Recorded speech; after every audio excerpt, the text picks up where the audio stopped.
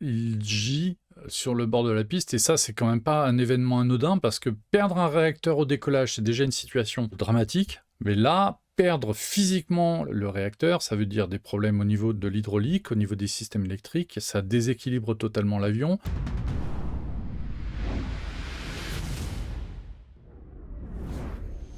Debout là-dedans, c'est Lâcher Solo qui recommence. Bonjour à tous, bienvenue pour ceux qui connaissent l'émission, et puis bienvenue à ceux qui la découvriraient, parce que j'ai l'impression qu'il y en a de temps en temps, donc ça fait plaisir.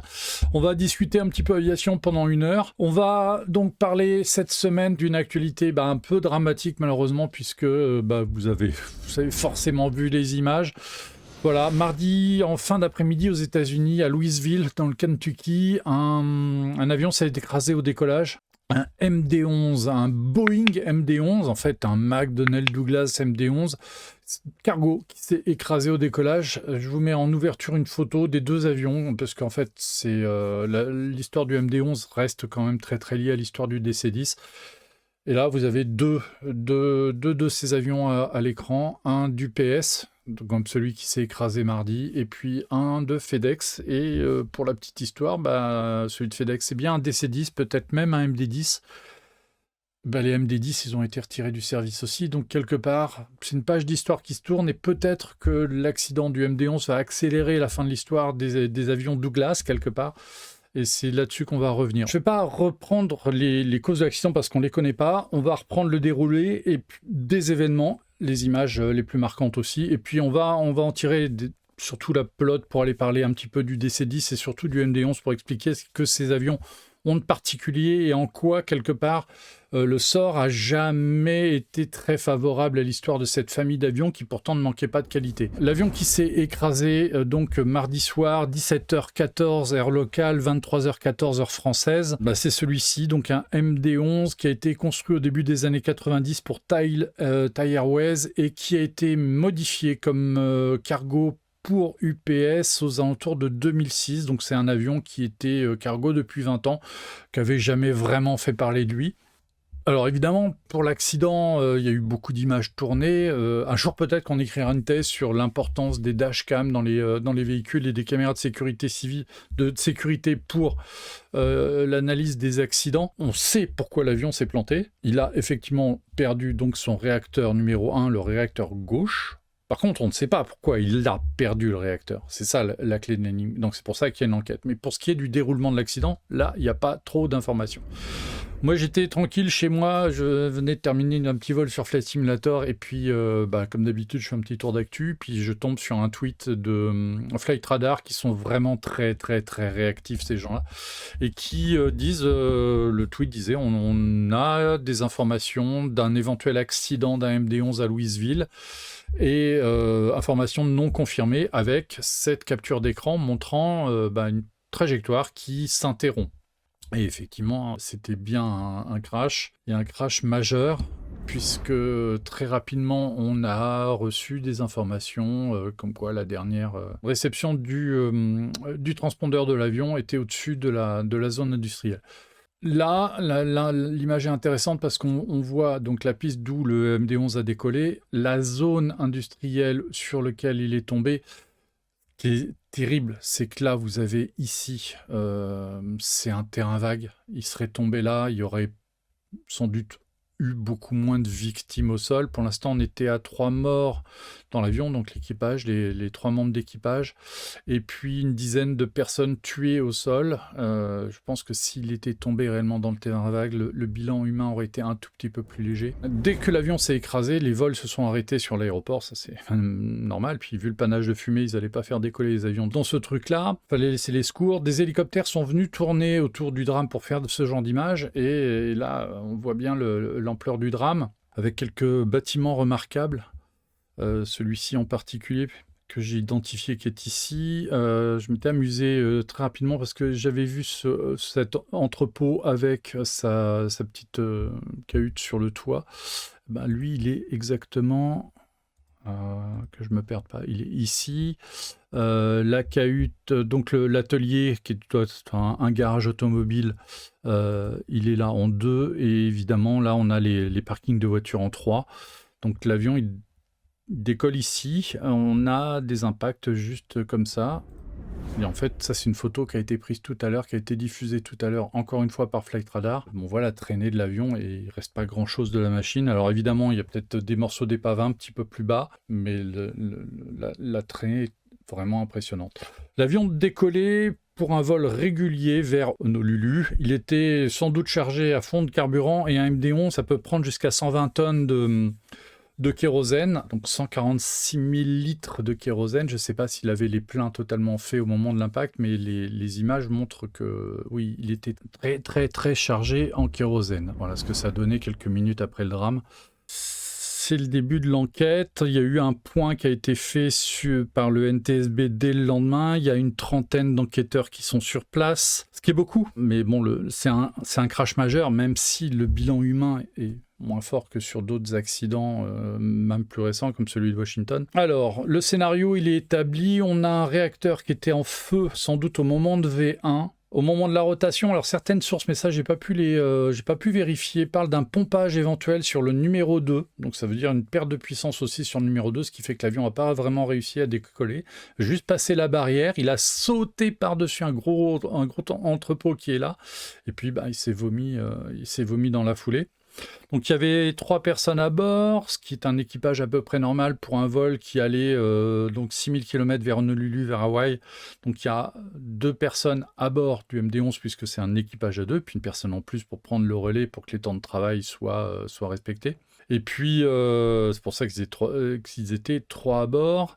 L'avion était en feu, toutes les images montrent qu'il pivote sur son axe et qu'il tombe, il tombe de toute façon, voilà. À bord, très rapidement, UPS a signalé que c'était du fret standard à bord, qu'il n'y avait pas de produits dangereux. 7000 km Louisville-Honolulu, donc voilà, on va dire 8 heures de vol, donc forcément, ils étaient 3 dans le cockpit. Enfin, ou 3 dans l'avion, pardon. Alors, les nouvelles du jour, elles sont là. Ça, c'est une photo qui a été publiée par le NTSB cette nuit. Ils ont récupéré les boîtes noires. Elles sont bien noircies, mais elles sont entières et elles seront donc forcément exploitables. Alors, il faut relativiser aussi les choses sur les boîtes noires, vu le scénario de l'accident. Dans le cockpit, ils ont forcément enregistré une baisse de puissance, une disparition. Ils ont perdu le moteur 1. Par contre, est-ce qu'ils se sont rendus compte que l'avion était en feu et qu'ils avaient concrètement perdu le réacteur 1, ça s'est pas gagné du tout. Donc le CVR qui est à gauche, voilà, ça c'est le cockpit voice recording. Bon, on va donner des informations sur ce que eux ont pensé au moment où l'incident s'est déclenché, mais ça va pas être très très très informatif. Et pareil pour le FDR, pour le recueil de data, un réacteur qui tombe, les data elles n'existent plus. Et puis si c'est un problème mécanique, si c'est un problème de maintenance, si c'est un problème même peut-être extérieur, je sais pas ce que ça donnera comme information. Ce qui va être important, ça va être le travail sur l'épave. Et ça, malheureusement, ça va être un long travail, donc il ne faut pas s'attendre à des choses très rapides. Enfin, normalement, il y a un rapport d'étape qui devrait être publié d'ici un mois et qui posera le scénario et l'état des connaissances. Je pense que pour avoir le fin mot de l'histoire, bon, il y aura des fuites dans la presse, on le saura, on aura des informations au fur et à mesure, mais le rapport final, il faudra attendre environ 1 an pour l'avoir. Entre-temps, il y a quand même un point qui est notable, c'est que les MD-11 ne sont pas interdits de vol. Alors, chez UPS, ça a volé hier, mais la plupart des avions, c'était pour rentrer à Louisville, parce que Louisville est la base principale des avions cargo d'UPS. C'est leur Atlanta à eux. Il y a eu beaucoup de vols. Mais ceci dit, il y a eu quelques vols vers Montréal, vers New York. Donc les MD-11 ne sont pas interdits de vol. Et de fait, là, juste avant de prendre l'antenne, j'ai checké un petit peu l'autre compagnie qui utilise beaucoup de MD-11, c'est FedEx. Et pareil, les MD-11 FedEx sont en mission normale. Il y en a un qui était en approche de Londres tout à l'heure, juste quelques minutes avant que je prenne l'antenne. Donc il n'y a pas de levée des certificats de navigabilité des avions pour le moment. Ça peut arriver en fonction de ce qui va être découvert assez rapidement, mais pour le moment, les MD-11 continuent de voler. Ça, c'est une information qui me paraît relativement importante. Ça, c'est un petit aparté que je fais. Ça, c'est une boîte noire qui était présentée par le BEAE, donc le Bureau d'enquête d'accidents des aéronefs d'État, au dernier Salon du Bourget. Ils avaient un petit stand très discret, trop discret d'ailleurs, sur le statique du Salon du Bourget, et ils exposaient des boîtes noires, et donc dont celle-ci qui était ouverte. Alors, c'est une boîte noire d'une génération précédente, c'est une boîte noire analogique. Aujourd'hui, elles sont toutes numériques. Mais c'était intéressant d'avoir l'objet entre les mains et de voir aussi que c'est pas très très gros. Par contre, effectivement, c'est assez épais. Il y a plusieurs couches de protection. On sait que les boîtes noires sont données pour pouvoir résister à des impacts très très forts et de résister au feu très longtemps et de résister aussi à l'immersion. Bon là, il y a eu impact fort et puis grosse chaleur. Pour les spécifications du MD-11, c'est un avion cargo qui emmène 452 mètres cubes de fret et sa masse de fret maximale, c'est 91 tonnes. Un avion qui fait 52 mètres d'envergure, 61 mètres de long, qui pèse 112 tonnes à vide et 273 tonnes au décollage. À pleine charge, il peut franchir encore 6000 km, donc avec 146 171 litres de kérosène. Évidemment, s'il n'est pas à pleine charge, il peut prendre un petit peu plus de kéro et donc franchir les MD-11 en passager. Certaines versions faisaient 10 000 km en non-stop. Donc là, on a un scénario qui est établi, c'est-à-dire la perte du réacteur numéro 1, et pas une perte de puissance, vraiment. Le truc est tombé, puisqu'il y a des photos qui le montrent sur le bord de la piste. Il gît sur le bord de la piste, et ça, c'est quand même pas un événement anodin, parce que perdre un réacteur au décollage, c'est déjà une situation dramatique, mais là, perdre physiquement le réacteur, ça veut dire des problèmes au niveau de l'hydraulique, au niveau des systèmes électriques, et ça déséquilibre totalement l'avion. Et puis, est-ce que ça n'a pas eu un impact aussi sur les bords d'attaque et sur les volets? Ça, alors là, les enquêteurs vont nous le dire, mais pas tout de suite. L'information du jour aussi, c'est l'identification des 3 pilotes qui étaient à bord. Donc 2 commandants de bord, Wartenberg et Diamond, et puis un OPL, Flight Officer, Litruit. On n'a pas non plus d'informations sur les victimes au sol, mais bon, il y en a plus d'une dizaine et il y a encore des disparus. Je parlais tout à l'heure du MD-11. En ce qui concerne le MD-11 aujourd'hui, il y a une 60aine d'avions qui restent en service sur une production de 200 exemplaires pendant 10 ans, puisque l'avion a été construit entre le début des années 90 et le début des années 2000. 200 exemplaires construits, il en resterait une 60aine en service, dont, alors, il y en a 26 chez UPS. Alors, le chiffre 26, je ne sais pas si c'est le chiffre avant ou après le drame. Donc, en fait, c'est 26, alors plus ou moins 1. J'ai pas l'information plus précise. Et puis, il y en a une 30aine aussi chez FedEx. Et ça nous fait, oui, quasiment une 60aine. Je crois que c'est les 2 compagnies utilisatrices encore qui restent. Il peut y en avoir d'autres dans des plus petites compagnies, mais je n'ai pas eu le temps de revérifier. Mais en tout cas, les 2 gros slots qui restent, c'est UPS et FedEx, donc des flottes cargo. Puisque l'avion ne fait plus de vol passager, il n'y a plus de MD-11 en vol passager depuis 2014. Les derniers vols en passager dans 2014, c'était avec KLM. KLM a été la dernière compagnie à utiliser des MD-11 PAX. En ce qui concerne UPS, la flotte d'UPS, donc on a 26 MD-11, plus ou moins 1.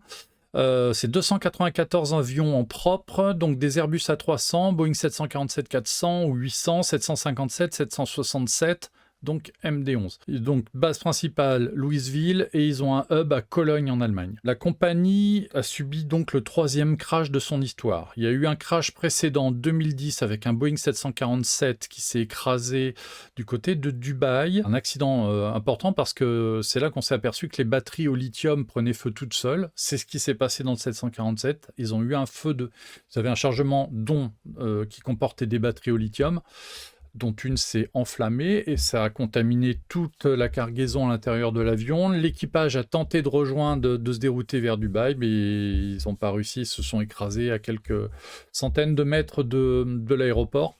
Évidemment, les 2 hommes à bord n'ont pas survécu. Et il y a eu un autre crash à Birmingham, en Alabama, en 2013, avec un Airbus A300-600. Il me semble que la cause de l'accident, c'est une approche non maîtrisée. Alors, l'histoire du MD-11, elle est quand même très particulière dans le sens où c'est un avion qui n'a pas eu de chance. Mais on va juste faire une incise avant avec cette histoire de perte de réacteur.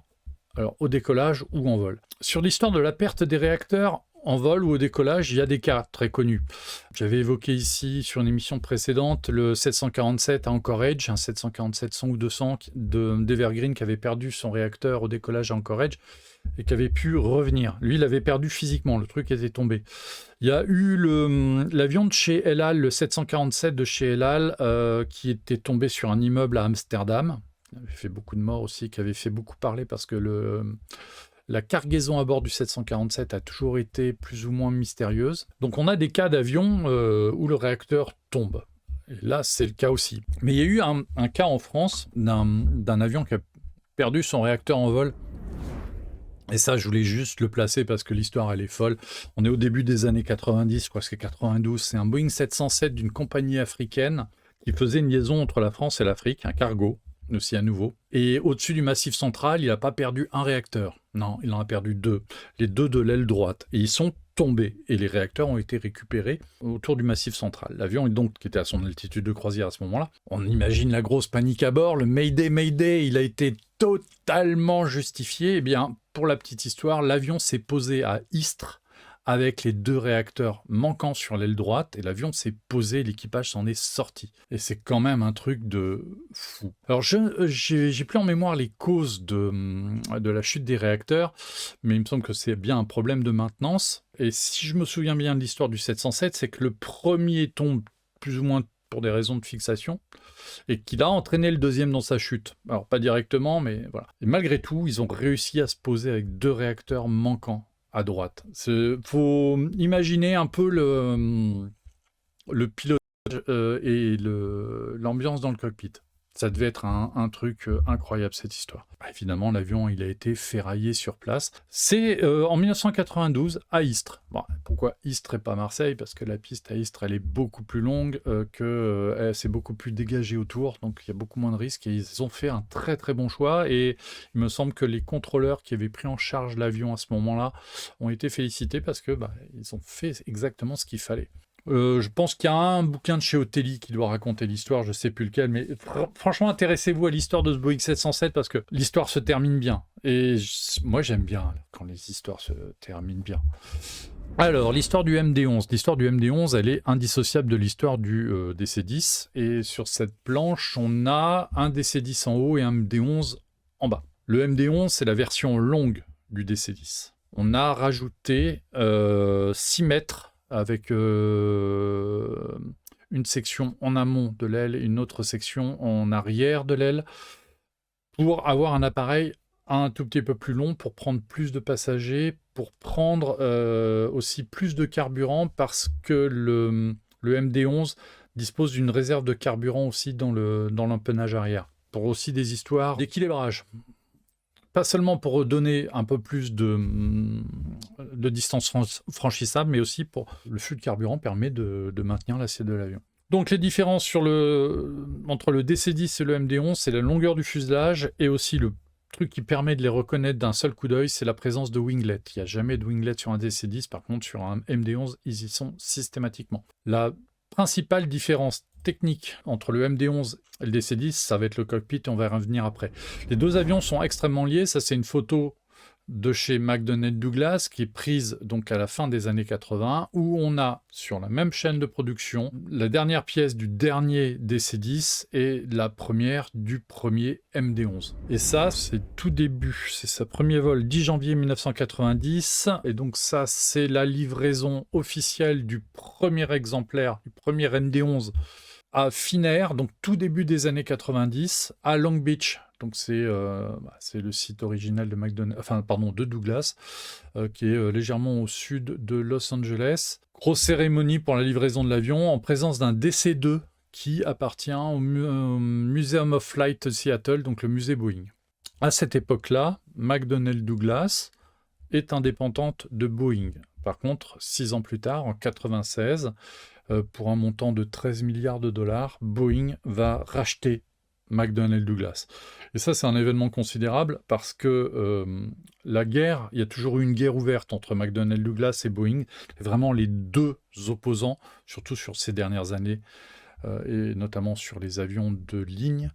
Il y a une vraie concurrence entre les 2 compagnies et c'est Boeing qui a gagné la guerre.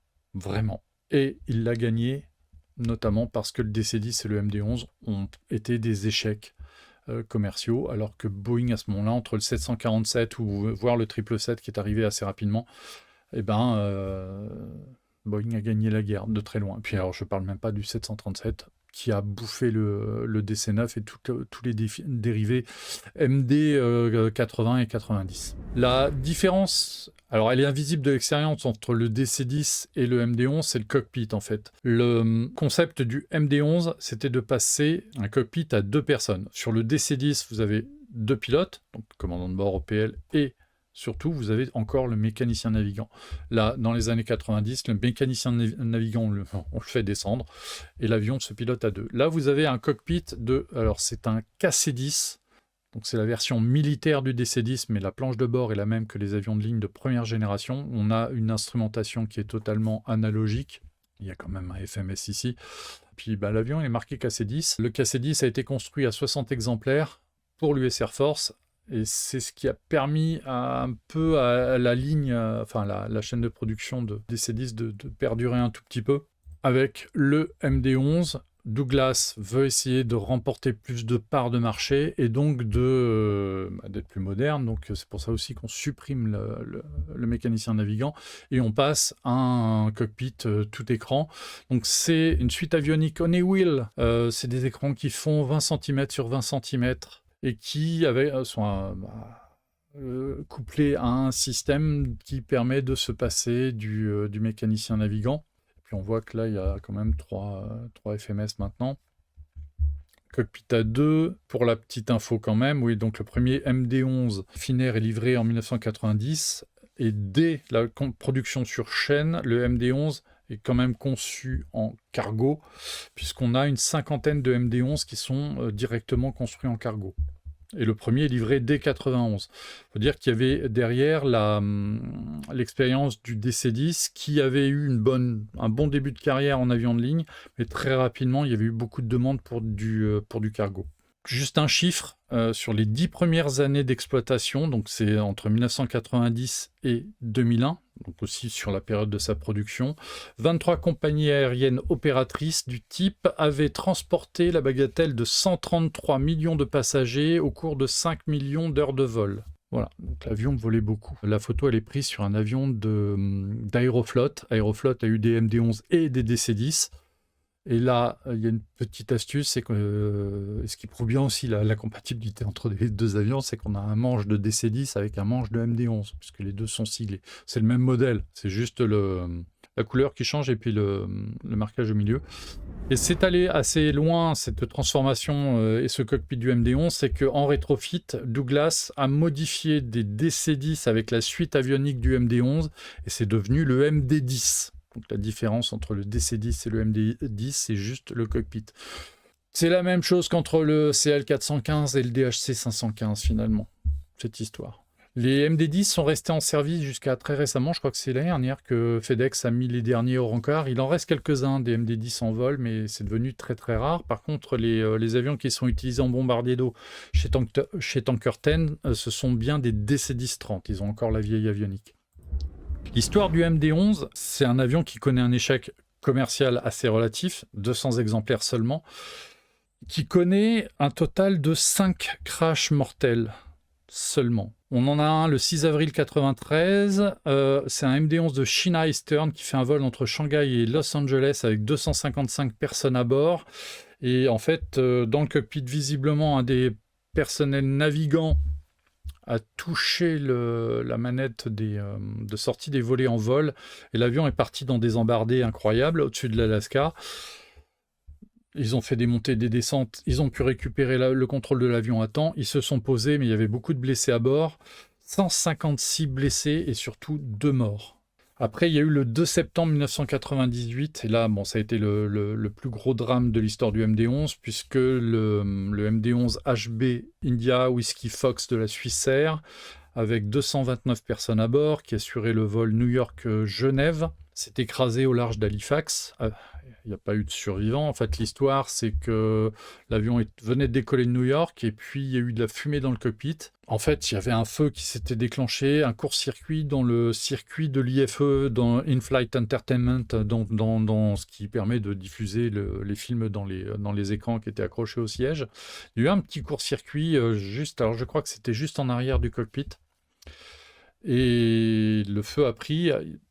L'équipage a sorti les extincteurs visiblement, mais ils n'ont pas réussi à atteindre la source du feu. Et derrière, le feu s'est contaminé à d'autres parties du circuit électrique. Et en moins de 20 minutes, l'avionique s'est éteint, l'avion est devenu incontrôlable.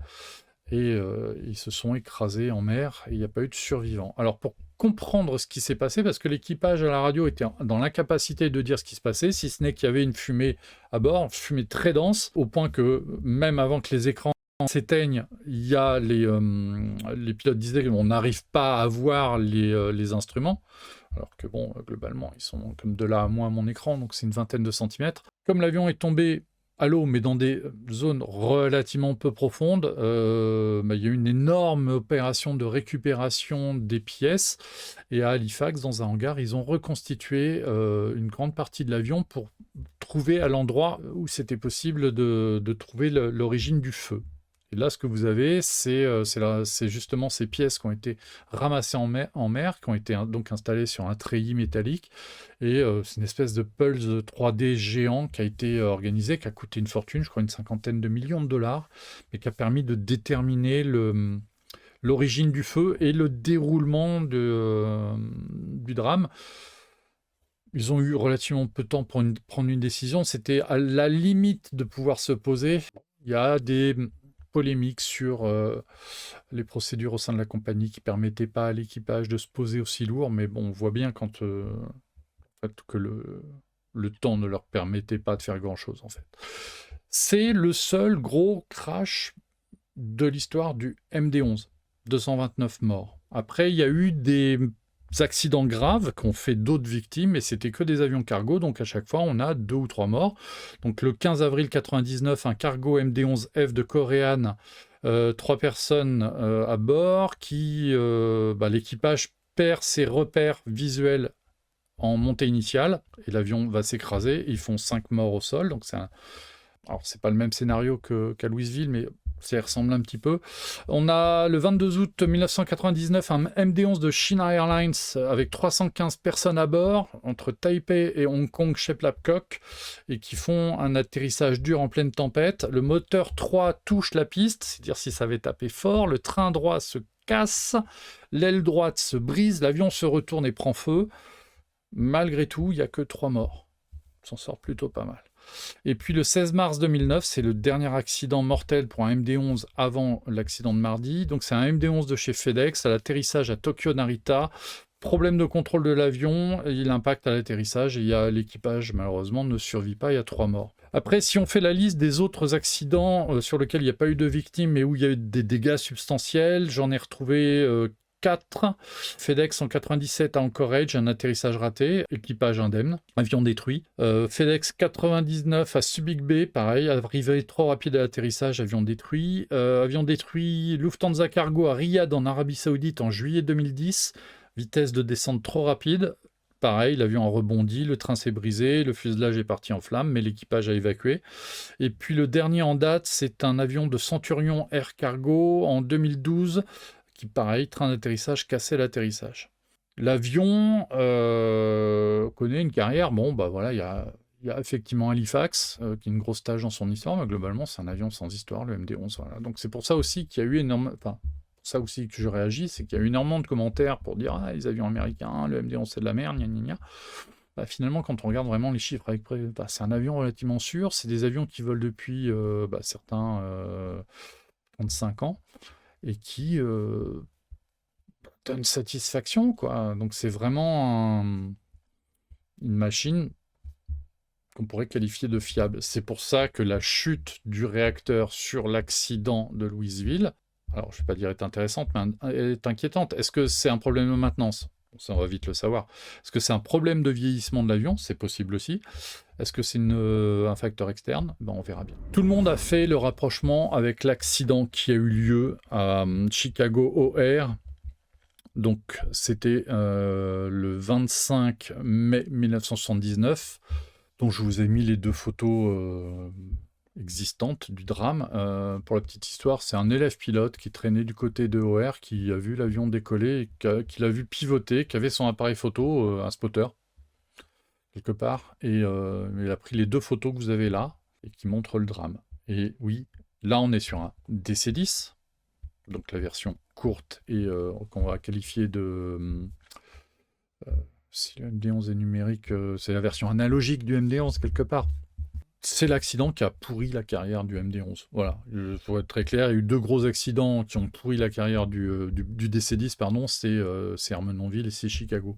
Tout le monde a fait le rapprochement avec cet accident pour une raison toute simple et toute bête et évidente, c'est que c'est le réacteur numéro 1 qui est tombé. Et sur l'accident de Chicago, c'est effectivement le moteur de gauche qui tombe.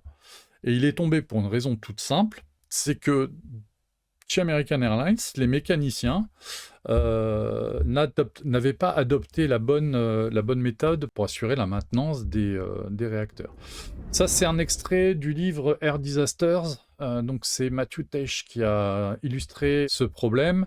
C'est que donc chez American Airlines, ils avaient pris l'habitude, quand il fallait changer un réacteur ou alors faire une opération de maintenance, ils démontaient le réacteur avec son mât. Alors que McDonnell Douglas préconisait de démonter le réacteur puis de démonter le mât.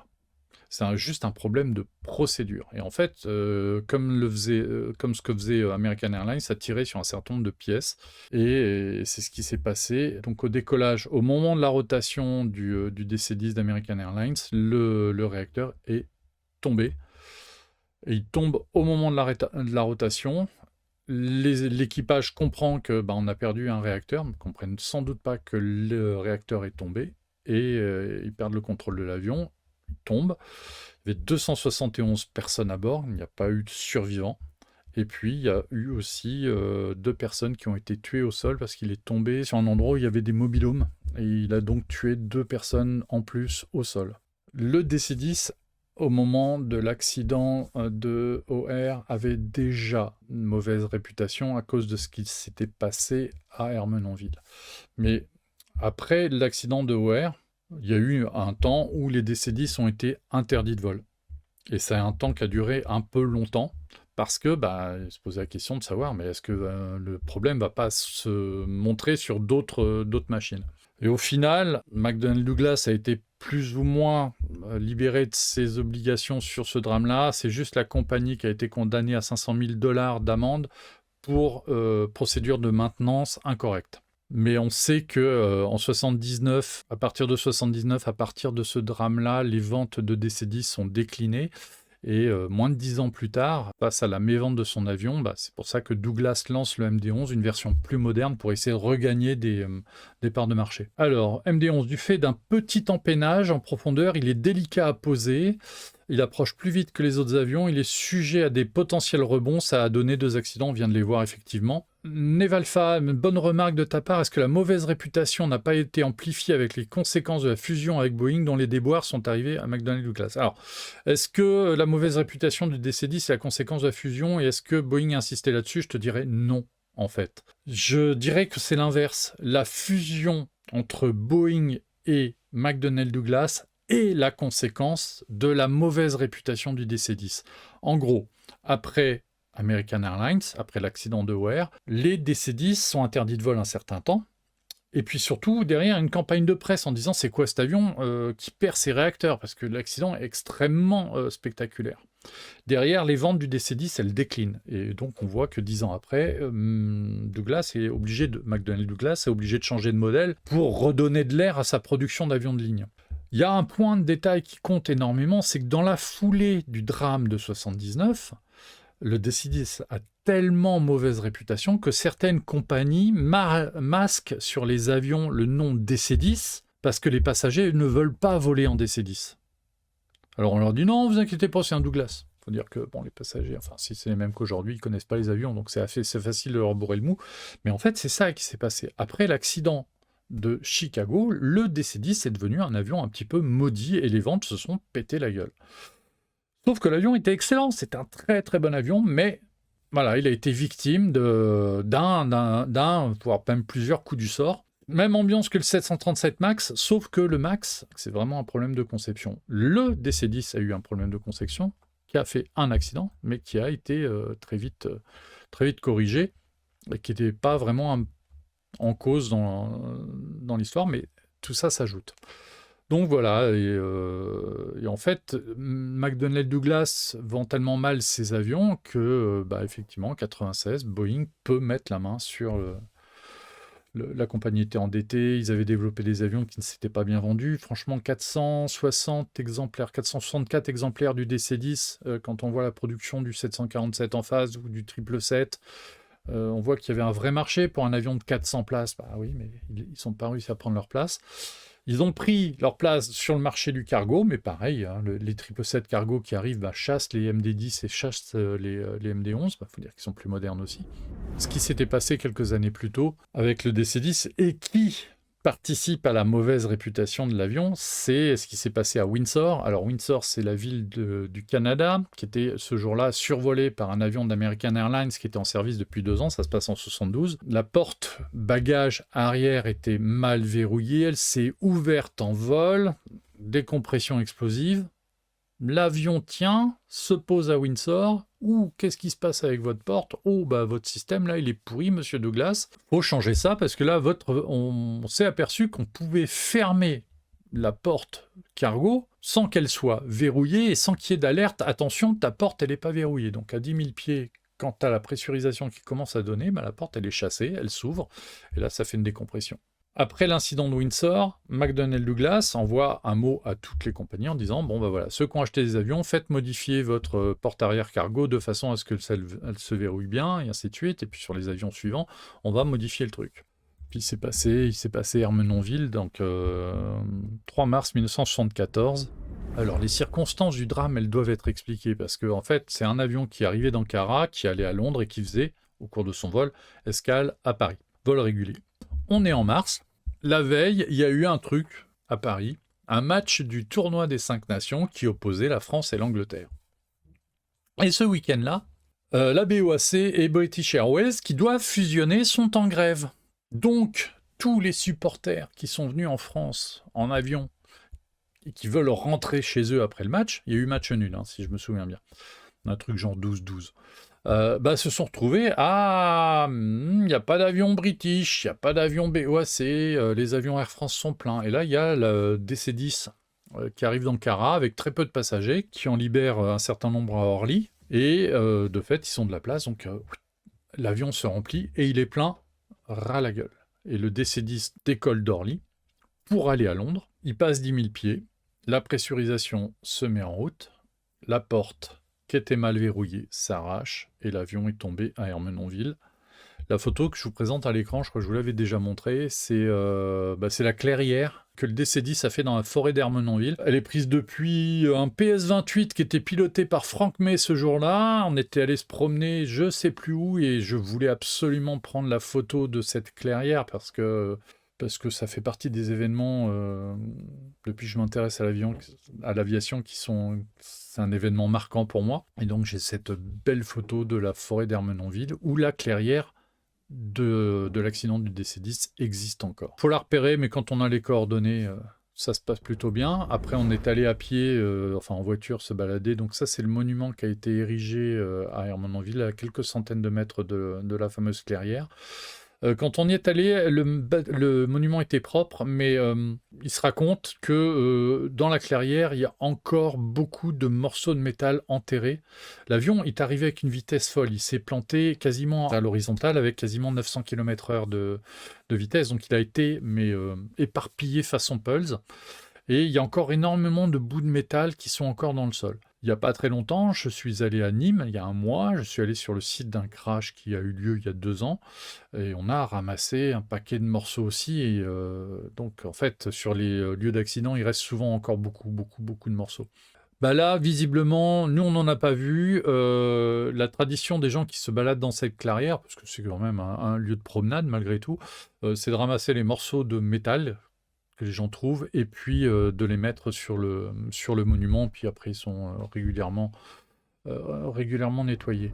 La fameuse clairière du DC-10, elle est là. Ouais. C'est un drôle d'endroit. Ouais. Vraiment, c'est un drôle d'endroit. Bah, ce qui s'est passé à Hermonville, c'est simple. Hein. Donc la porte s'est ouverte. L'avion a subi une décompression explosive. Et là, contrairement à Windsor, c'est que le plancher de l'avion s'est, à cause de la dépressurisation, s'est enfoncé.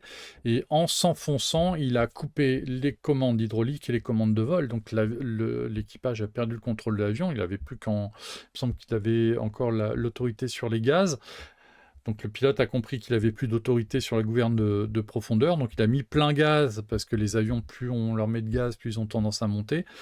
Bon, ils étaient en piqué, donc il a essayé de redresser l'avion en mettant les gaz à fond. L'avion a commencé à se redresser un petit peu, puis il a tangenté le sol, il a touché les arbres, et puis voilà, ils se sont transformés en chaleur et lumière. Mais ça, c'est un accident qui a porté énormément de préjudice au DC-10, parce que là, il y avait vraiment un défaut de conception. Alors, un point de détail, hein, une porte, mais fatal. Ça a été corrigé. Derrière, il y a eu OR. Derrière la litanie des accidents, il y en a eu encore plein avec le DC-10. Ça, c'est un DC-10 d'Air New Zealand qui s'est écrasé en Antarctique. Alors, c'était un vol touristique. D'ailleurs, je crois que Air New Zealand en fait encore. C'est-à-dire que si vous voulez voir le pôle sud, il y a des vols qui sont organisés pour aller le faire. Ça se passe le 28 novembre 1979. C'est un DC-10-30 d'Air New Zealand, 257 personnes à bord. Et l'équipage, pour faire plaisir aux passagers, descend pour regarder un petit peu le relief de près. Ils rentrent dans une zone de mauvaise visibilité. Et ils ont, petite erreur de navigation, ils ont percuté le mont Erebus. Pareil, pas de survivants. Alors là, l'avion n'est pas du tout en cause, mais encore un accident de DC-10. Il y a eu aussi Sioux City, parce que le DC-10, il y a eu aussi des petits problèmes avec ses moteurs. Il y a au moins 2 accidents où on a des explosions de réacteurs. Je crois que c'était le réacteur central. Sioux City, c'est un moteur qui explose. Les commandes de vol sont coupées sur une grande partie, mais l'équipage parvient à maintenir l'avion avec le peu de commandes qu'il leur reste et surtout les commandes des réacteurs. Ils se déroutent à Sioux City, ils arrivent à descendre en altitude, à se mettre en position d'atterrissage. Et au moment de l'atterrissage, l'avion il décroche, il se retourne. Il s'écrase. L'avion, il y avait beaucoup de monde à bord. Il y avait quasiment 300 personnes à bord. On a relevé 111 morts, mais l'équipage a quand même réussi à sauver 185 personnes. Et quand on voit les images du crash, Sioux City, il existe. Hein. Vous regardez, faites une petite recherche sur YouTube, l'accident de Sioux City. Qui a eu 185 survivants dans l'accident, c'est miraculeux. Mais l'avion était costaud, hein. C'était du DC-10 quand même. Donc les DC-10 sont construits à 446 exemplaires, donc entre le début des années 70 et 1989. En 89, il laisse la place au MD-11, avec un certain nombre d'avions modifiés cargo. Et les 2 avions sont dans la foulée l'un de l'autre, puisqu'en fait, les numéros de série se suivent. Le premier MD-11, c'est le numéro de série 465. Voilà, tout simplement. Il y a eu des KC-10 pour l'US Air Force qui ont été retirés l'année dernière, effectivement. Et c'est un avion qui a une belle carrière malgré tout, mais qui est marqué par le sort. Il n'y aurait pas eu Hermonville, qui était évitable, hein. Il n'y aurait pas eu Chicago, peut-être que l'histoire aurait changé, que le DC-10 se serait mieux vendu que le 747. C'est une interrogation qui reste. Alors, de l'histoire du DC-10 aujourd'hui, alors le DC-10, il en reste vraiment très très peu aujourd'hui en service, donc quelques MD-10 qui doivent rester chez quelques petites compagnies cargo parce que FedEx a retiré les siens. Il y a les 4 DC-10 de Tankerton, donc comme celui à l'écran, qui font du feu de forêt et qui donnent parfaitement satisfaction à l'opérateur. Il y a aussi celui-là qui est très sympa, qui est le Orbis, qui est en fait un MD-10 ex-FedEx, qui est équipé à l'intérieur c'est un hôpital ophtalmologique. En fait, Orbis est une fondation qui s'intéresse à tous les problèmes de vue dans les pays du tiers-monde, et l'avion est un hôpital ophtalmologique volant. Alors, c'est un avion qui vole très peu, Et une fois qu'il est sur un aéroport, eh bien, il est utilisé parce que, pour les consultations, parce qu'il est équipé d'un matos up-to-date pour les soins, cataractes et autres problèmes de vieillissement ou enfin, tout ce qui est problème d'yeux ophtalmologique. Et alors, c'est le deuxième DC-10 qui est utilisé par Orbis. Ils avaient un DC-10, maintenant ils ont un MD-10 et ils avaient commencé avec un DC-8. Ça, c'est un avion que j'aimerais bien visiter parce qu'en fait, vraiment, c'est un hôpital moderne à l'intérieur. Sur un vieil avion comme ça, c'est assez génial comme concept. Alors, il y a un doc sur YouTube sur le crash d'Erebus qui est très émouvant. Oui, très émouvant et rude pour les intervenants qui ont passé plusieurs semaines sur les pentes du volcan dans des conditions dantesques. Oui, aller récupérer effectivement et faire une enquête dans ces zones-là, c'est terrible. Moi, quand j'avais fait mon papier sur l'anniversaire de l'accident d'Ermenonville, sur Aérobus, que c'était pas tout à fait un article, c'était une espèce d'édito. J'avais eu en retour des gens qui m'avaient dit on avait été parmi les primo-intervenants sur le crash d'Ermenonville et les gens sont restés marqués à vie parce que ils ont vu des trucs que personne ne devrait voir, tout simplement. C'est un truc de fou. Et quand tu vois l'équipement des pompiers français à l'époque, dans les années 70, qui sont intervenus là, enfin, on a l'impression d'un crash des années 50. Le mot de la fin, c'est quelque part, c'est ces avions qui sont excellents, que sont les MD-11 et les DC-10. Quand on en reparlera, quand il n'y en aura plus aucun qui volera, donc dans 20 ans sans doute, c'est un avion dont on ne parlera que des crashs. En fait, c'est un avion qui va rester dans l'histoire comme des avions maudits parce qu'ils ont eu des accidents terribles et très marquants et très médiatiques. Le 747 a eu des accidents de fou.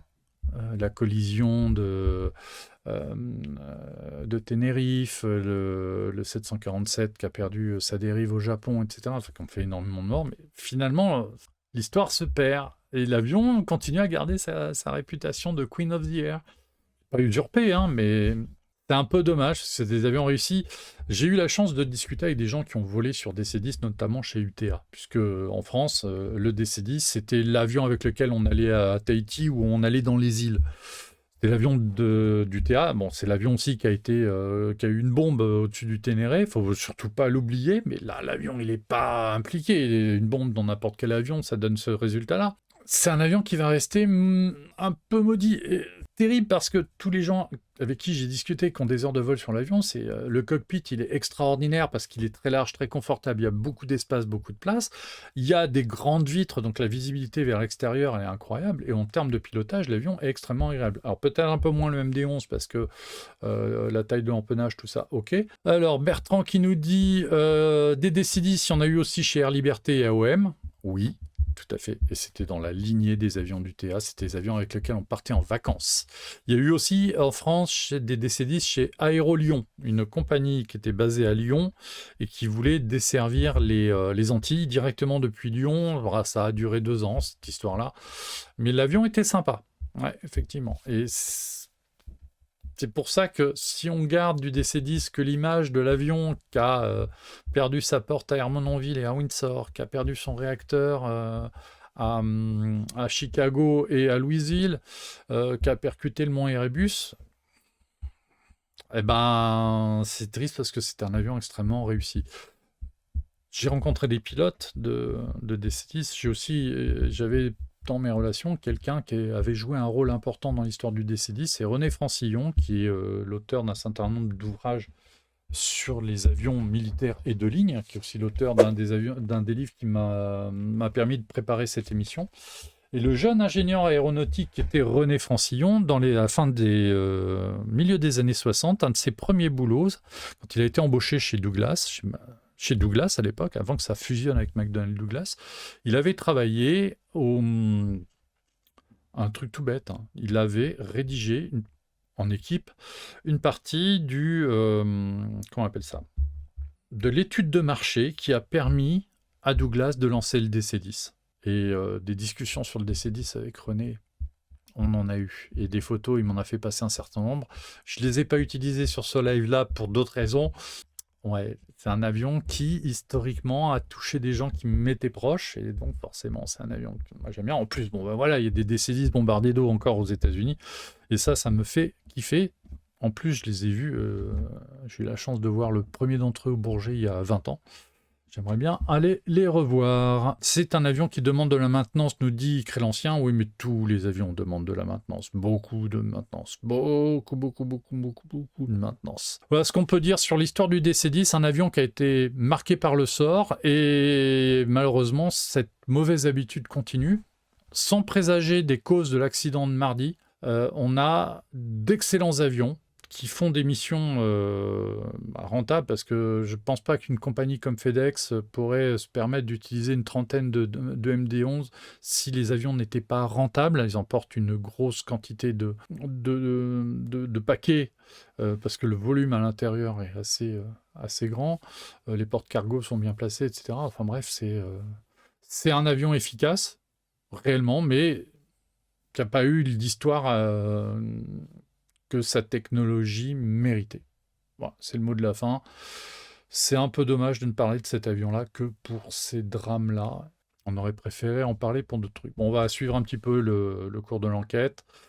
Et puis on verra si on fait une émission pour donner conclusion, mais ce ne sera pas tout de suite. Sur Jumpseat, on vient d'ouvrir cette semaine une chaîne secondaire. Alors je vous en touche 2 mots très rapidement parce que c'est important. Bon, vous savez qu'il y a des replays, nos émissions en direct ou les lives comme celui-là, les émissions enregistrées, etc. Donc on les a sur la chaîne Jumpseat, mais on a énormément de matière qu'on n'a pas pu placer. Et comme c'est souvent des vidéos qui sont aujourd'hui décorrélées de l'actualité, on a décidé d'ouvrir une chaîne secondaire qui s'appelle Le Hangar. Vous avez le lien à partir de la chaîne primaire. Et là, cet après-midi, on a mis en ligne l'interview que j'ai fait de David Joubert, qui est le fondateur de la start-up Kepler, qui travaille donc sur un des projets d'ATR 72 bombardier d'eau. Je l'ai interviewé au Bourget, dans de bonnes conditions, même s'il y avait beaucoup de monde autour, mais on avait les bons micros qui allaient bien, et il nous a présenté son projet. Ça dure une quinzaine de minutes, et on a fait le tour du projet Kepler, sachant que j'ai eu des nouvelles la semaine dernière du projet Kepler, ça avance, il pourrait y avoir des annonces intéressantes dans les semaines qui viennent. J'ai eu aussi un message tout à l'heure de Laurent Schmitt du Positive Aviation, le projet continue à avancer aussi de leur côté. On refera un point sur tous ces projets-là en temps et en heure. Ceci est une autre histoire. Donc allez visiter, allez voir la chaîne Jumpseat, vous avez les replays, vous avez aussi l'émission avec Kathleen. On parle de DC3 quasiment tout le temps, ce qui est vachement bien. Et puis je souhaite à tous un très bon week-end, et on se retrouve non pas la semaine dernière, parce que Retour vers le futur c'est un très bon film, mais non, nous on se retrouve la semaine prochaine. D'ici là, portez-vous bien, à bientôt. Salut!